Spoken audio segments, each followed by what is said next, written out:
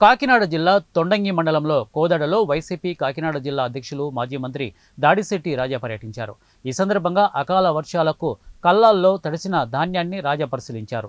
3 నెలల పాటు కష్టపడి పండించిన వరి పంట పూర్తిగా దెబ్బతిందని, అకాల వర్షం కారణంగా తీవ్రంగా నష్టపోయామంటూ రైతులు రాజా ముందు తమ గోడును వెళ్లబోసుకున్నారు. ఎండనక వాననక 6 కాలం కష్టపడి పండించిన పంటకు గిట్టుబాటు ధర లభించక రైతులు తీవ్ర ఇబ్బందులు పడుతున్నారని మాజీ మంత్రి దాడిశెట్టి రాజా ఆవేదన వ్యక్తం చేశారు. మరోవైపు అకాల వర్షంతో నష్టపోయిన వరి రైతులను కూటమి ప్రభుత్వం ఆదుకోవాలని, తడిసిన ధాన్యాన్ని మొత్తం వెంటనే కొనుగోలు చేయాలని మాజీ మంత్రి దాడిశెట్టి రాజా ప్రభుత్వాన్ని డిమాండ్ చేశారు.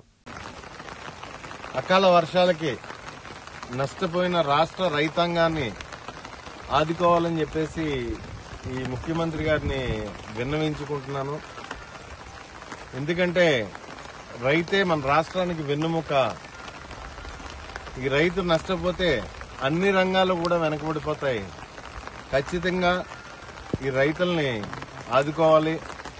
అదేవిధంగా ఖచ్చితంగా ధాన్యం కూడా తడిసిపోయిన ధాన్యాన్ని కూడా కొనాలి అని చెప్పేసి నేను విన్నవించుకుంటున్నాను. ఎందుకంటే ఒకటైతే నేను చెప్పదలుచుకున్నాను, ఈ రాష్ట్రంలో గత ప్రభుత్వం జగన్ గారి ప్రభుత్వానికి, చంద్రబాబు నాయుడు గారి ప్రభుత్వానికి, జగన్ గారి ప్రభుత్వం వెలుగైతే చంద్రబాబు నాయుడు గారి ప్రభుత్వం చీకటిలా కనిపిస్తుంది. దానికి కొన్ని ఉదాహరణలు నేను చెప్పగలుగుతాను. ధాన్యానికి మద్దతు ధర ఇచ్చి, మద్దతు ధరతో 1800 నుంచి 2000 కొనే పరిస్థితిలో ధాన్యం గత ప్రభుత్వంలో ఉంటే ఈరోజు 1250 రూపాయలకి కొనని పరిస్థితి ఉంది. 1250 రూపాయలకు కూడా కొనని పరిస్థితి ఉంది దళారులు. ఎందుకంటే గతంలో ప్రభుత్వం పూర్తిగా ఆఖరి గింజ వరకు సేకరించేది.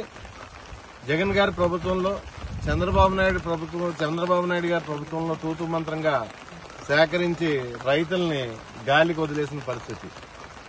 మరొక్కసారి విజ్ఞప్తి చేస్తున్నాను, ఈ రాష్ట్రంలో అకాల వర్షాలకి నష్టపోయిన రైతాంగాన్ని ముఖ్యమంత్రి గారు ఆదుకోవాలి.